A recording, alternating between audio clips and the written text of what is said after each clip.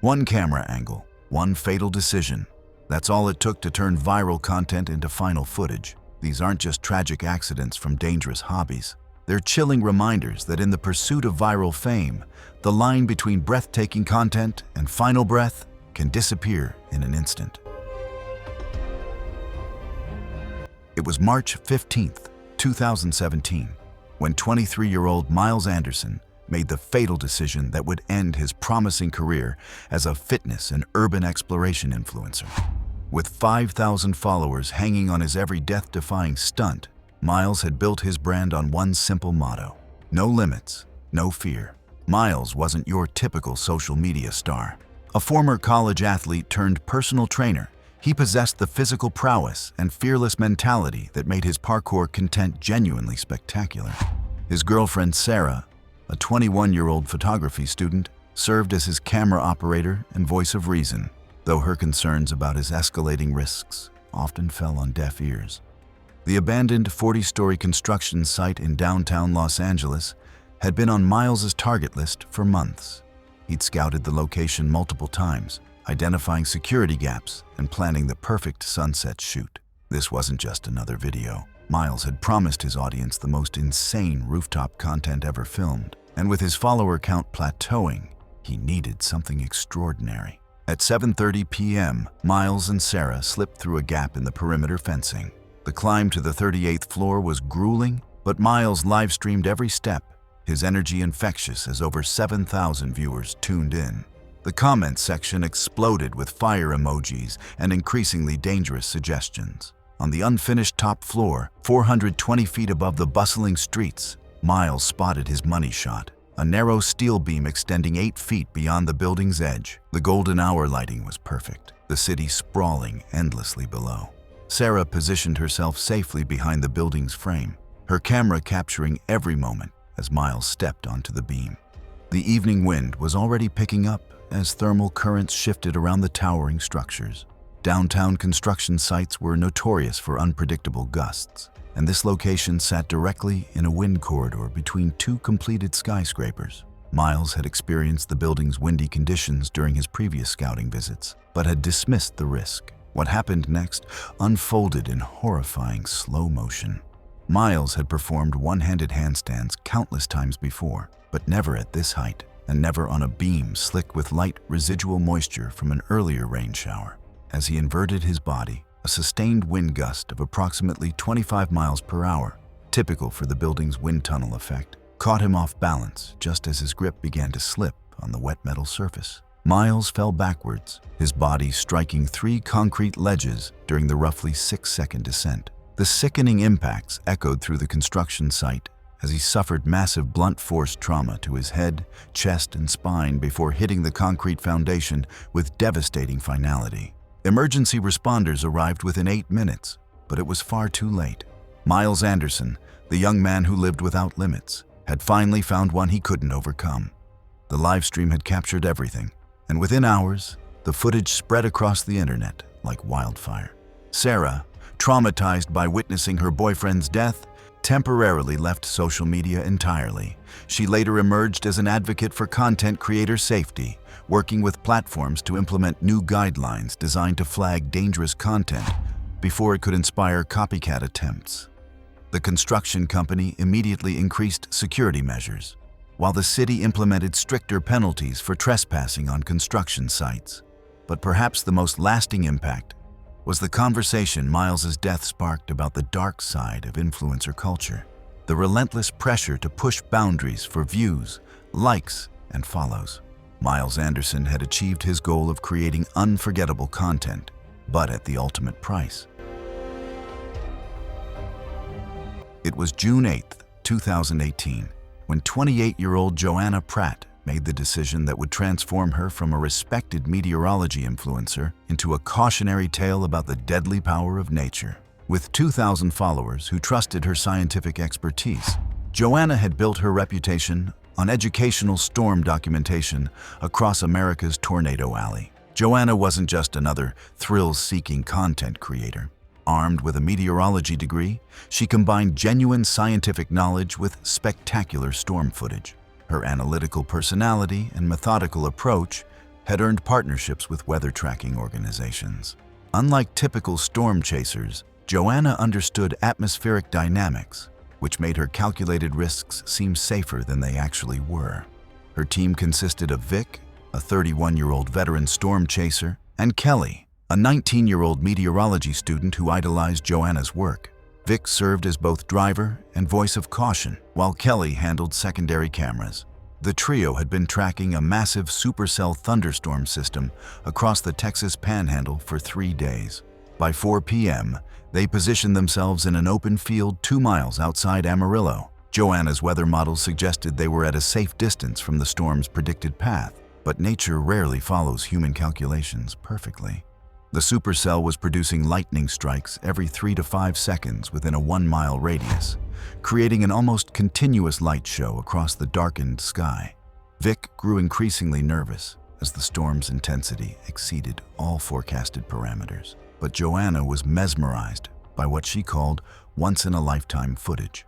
Her scientific curiosity overrode her survival instincts.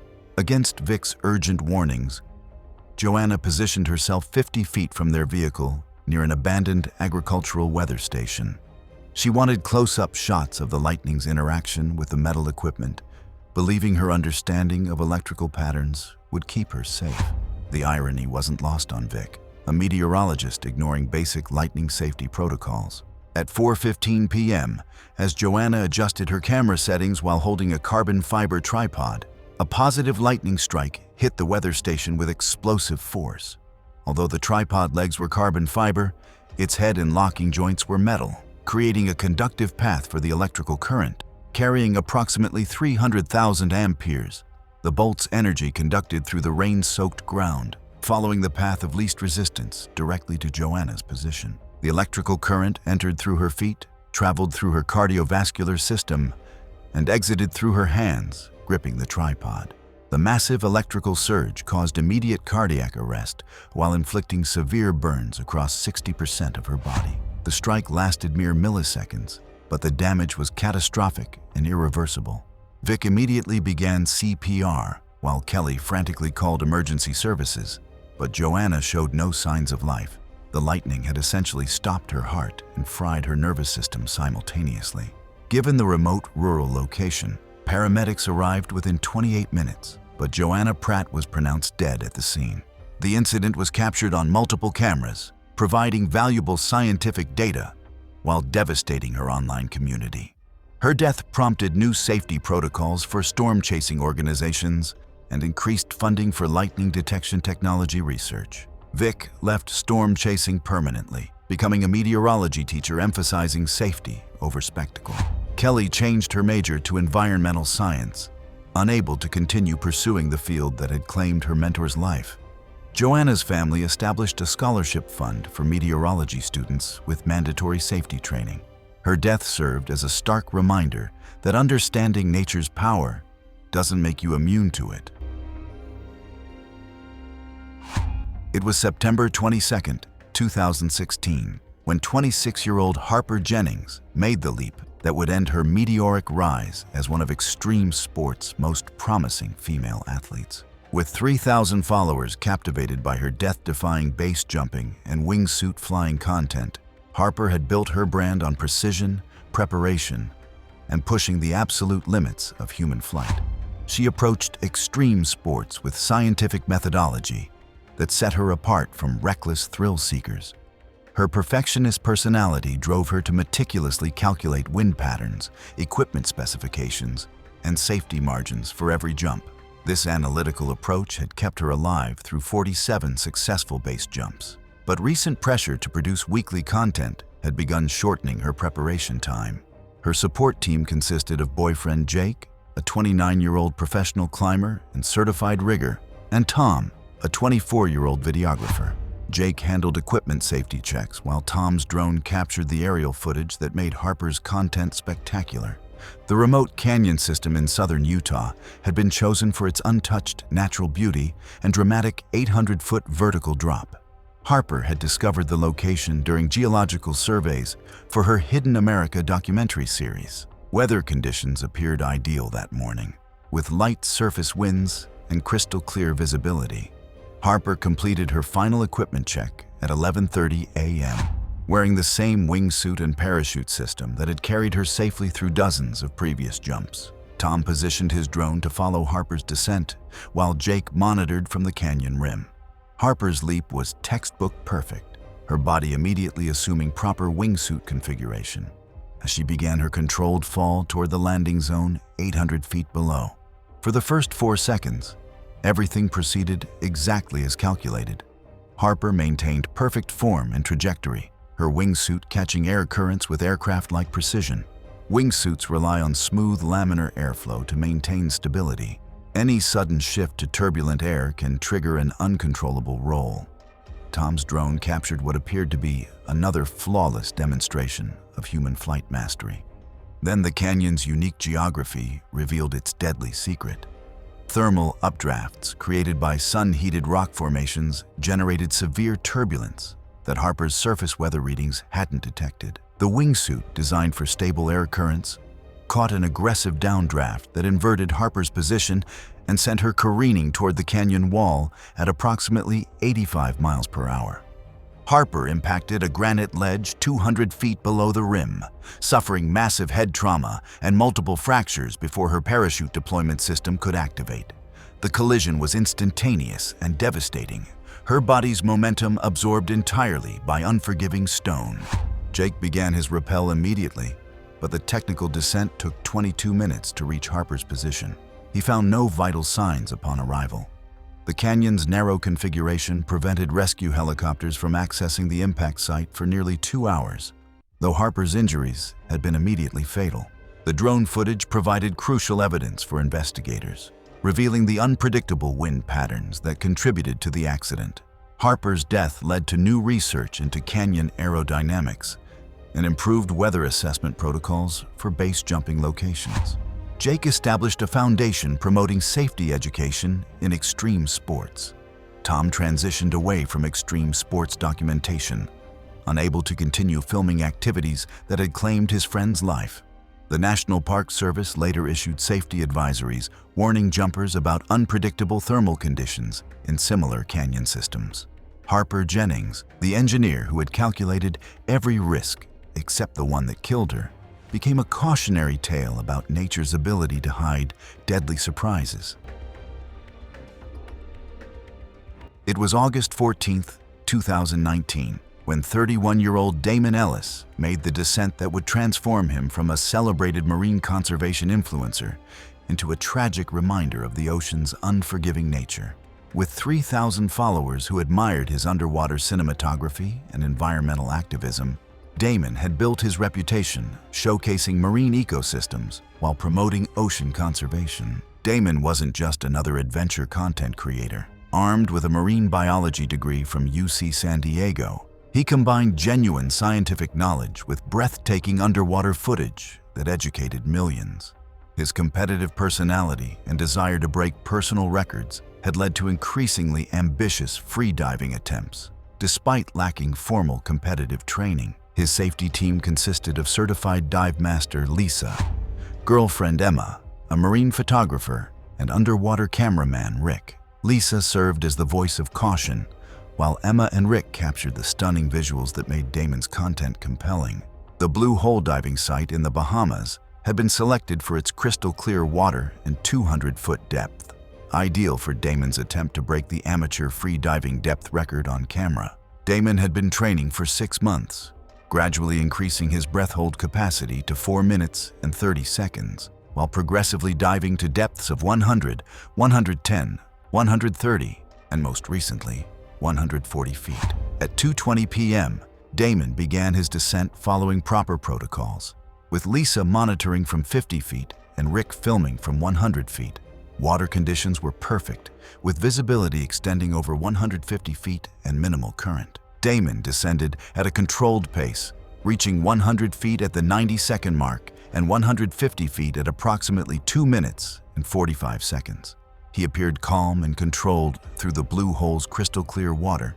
However, instead of beginning his planned descent at 160 feet, he continued descending beyond his predetermined turnaround point, driven by the intoxicating clarity and his competitive desire. At approximately 170 feet depth, nitrogen narcosis began affecting his judgment and spatial orientation. The condition, known as rapture of the deep, initially felt euphoric, masking its dangerous effects on decision-making. Damon, experiencing the narcotic effects for the first time at this depth, failed to recognize the warning signs and continued his descent. His body reached 195 feet before he lost consciousness from hypoxic blackout at depth, a condition where the brain is deprived of oxygen long before the ascent phase. At that depth, lung compression eliminated most of his buoyancy, leaving his unconscious body suspended with no natural rise toward the surface. Lisa immediately began emergency ascent procedures upon recognizing Damon's distress, but the significant depth differential and his unconscious condition made rescue extremely challenging. The time required to safely reach Damon and bring him to the surface exceeded the critical window for preventing irreversible brain damage. Emergency resuscitation efforts continued for 45 minutes after bringing Damon to the surface, but he was pronounced dead due to drowning and hypoxic brain injury caused by prolonged oxygen deprivation. The incident highlighted the extreme dangers of unsupervised deep free diving and led to stricter safety protocols at popular diving locations. Emma became an advocate for free diving safety education, working with certification organizations to improve training standards. Lisa left recreational diving instruction to focus on emergency response training. The Blue Hole site implemented mandatory safety diver requirements and strict depth restrictions for non-certified competitive divers. Damon's death served as a sobering reminder that the ocean's beauty masks deadly dangers, and that even experienced divers can fall victim to the sea's unforgiving nature when ambition overrides caution. It was November 3rd, 2015, when 29-year-old Irene Wallace made the decision that would end her passionate crusade to save Africa's endangered wildlife.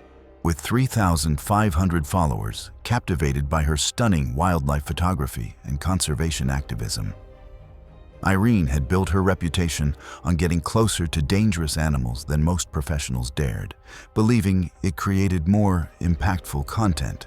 Irene wasn't your typical wildlife photographer. Armed with a zoology degree from Cornell University and 5 years of field experience across Africa, she possessed genuine expertise in animal behavior. However, her passionate but reckless personality led her to dismiss safety protocols in favor of dramatic footage that would shock viewers into caring about endangered species. Her team for this South African expedition consisted of local guide Samuel, a 45-year-old veteran tracker, assistant photographer David, and reserve manager Patricia, who had expressed growing concerns about Irene's increasingly dangerous methods. The private game reserve visit had been arranged to document a pride of lions for Irene's documentary series. The reserve had granted special permission for closer access than typical tourist safaris. However, the lion pride contained a dominant male showing recent territorial aggression, information that Samuel had communicated, but Irene had dismissed. At approximately 4:45 p.m., Irene positioned herself 25 feet from the resting lions, significantly closer than the recommended 100-foot minimum distance. She was using a professional 400mm telephoto lens that could capture stunning detail from a safe distance, but Irene wanted closer shots. Against Samuel's repeated warnings, she gradually moved to within 20 feet of the pride, while the lions appeared calm and inactive. The dominant male, a massive 420-pound adult with a distinctive scarred muzzle, had been lying motionless for over an hour. Samuel recognized the subtle signs of growing agitation: the twitching tail, the occasional ear movements, the way the lion's eyes tracked Irene's movements. These were warning signals that Irene, focused on her camera settings, failed to notice. The attack happened with terrifying suddenness. The lion suddenly became fully alert, perceiving Irene's proximity as a direct territorial challenge. Lions can accelerate to 35 miles per hour in short bursts, and the distance disappeared in less than 2 seconds, faster than any human could react. Samuel immediately fired his rifle, but the attack lasted approximately 20 seconds before the fatal shot found its mark. The lion's powerful jaws had clamped down on Irene's neck and torso, his massive claws inflicting devastating wounds. The big cat's canine teeth caused massive blood loss and trauma that no human body could survive. Irene had already suffered injuries incompatible with survival by the time Samuel's shot ended the attack. She died within minutes from catastrophic blood loss and trauma, her life ending in the very wilderness she had dedicated herself to protecting. The incident sparked international debate about wildlife photography ethics and the responsibility of reserves to enforce safety protocols. David left wildlife photography entirely, traumatized by witnessing his mentor's death, and became a park ranger focused on conservation education. Patricia implemented stricter distance requirements and mandatory safety briefings for all photographers. The reserve faced temporary closure and investigation, ultimately reopening with enhanced safety measures. The lion became another casualty of the incident. Irene's death reignited debate across the wildlife photography community about safety ethics and the risks of using dangerous situations to create compelling conservation content. Irene Wallace had achieved her goal of creating unforgettable wildlife content, but at the ultimate price.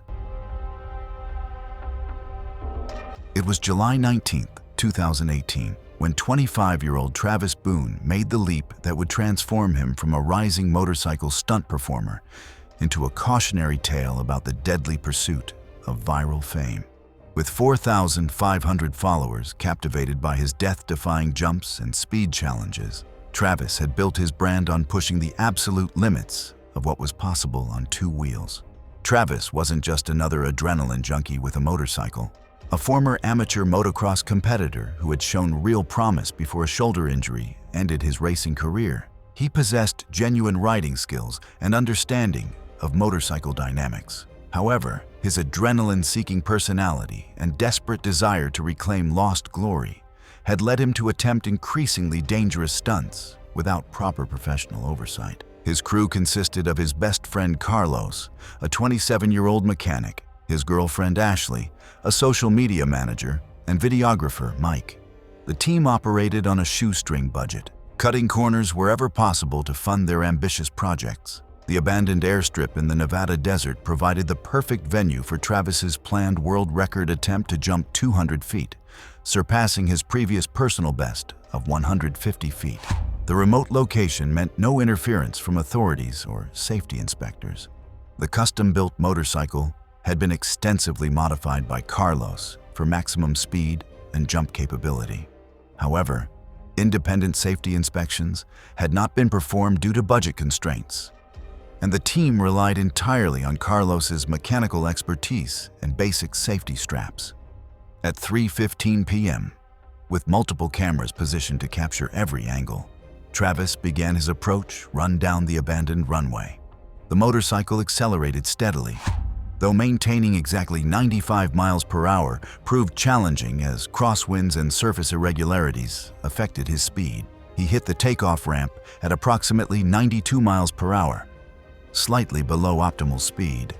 Travis achieved a reasonable launch angle, soaring through the desert air at approximately 35 feet in height. For a brief moment, it appeared he might achieve a respectable distance, though likely short of the 200-foot record. Then disaster struck as Travis approached the landing zone.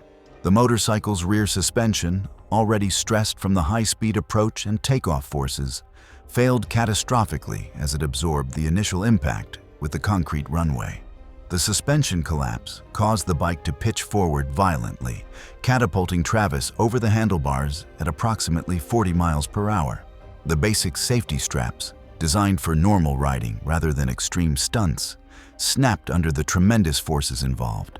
Travis was thrown approximately 30 feet beyond his motorcycle, landing primarily on his back and head, with tremendous force on the unforgiving concrete surface. The impact caused immediate spinal cord severance and massive head trauma that was instantly fatal. Emergency responders arrived within 12 minutes, but Travis Boone was pronounced dead at the scene due to catastrophic injuries. Investigation revealed multiple mechanical failures and inadequate safety equipment that could have been prevented with proper inspections and professional stunt coordination. The tragedy prompted renewed calls within the stunt community for stricter safety oversight and professional inspections during extreme vehicle shoots. Ashley became a motorcycle safety instructor. Carlos opened a shop specializing in safety-certified modifications. Travis's family established a foundation promoting motorcycle safety education. Travis Boone had achieved his goal of creating unforgettable content, but at the ultimate price. His death served as a stark reminder that the pursuit of viral fame can lead to fatal consequences when ambition overrides safety. Thanks for watching. Want to see more? Click on your screen now.